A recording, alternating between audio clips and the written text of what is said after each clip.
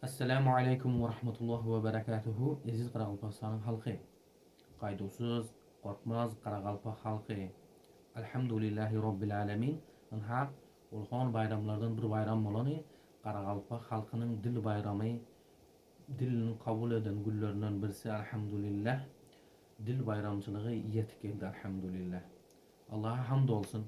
Qaraqalpaq halkı 4000-5000 yıllardan beri bu bizim köne dünyamızda var elhamdülillah. Bundan sonra hem bolýan nisip etse. Qaraqalpaqstan halky men öz adımdan hem de şu Qaraqalpaqstanda yaşayan türkmenlerin adından hem de bütün dünya türkmenlerinin adından sizlerin bayramlarınızı kutluyoruz. Koy Qaraqalpaq halkı hem türkmen halkı bundan öňüm soňam inşallah dost dogan bolup ýaşaýasyn nisip etse.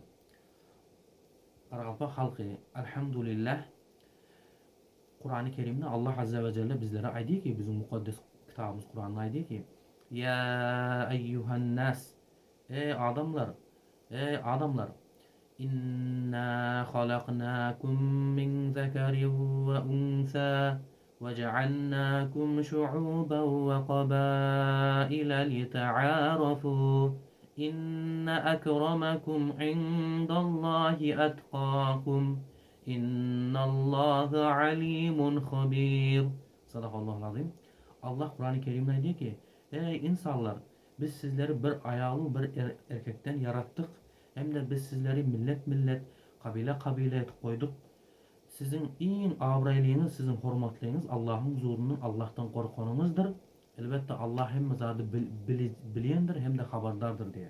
Şunun için bu dilin varlığı bu ulukun bakıttır.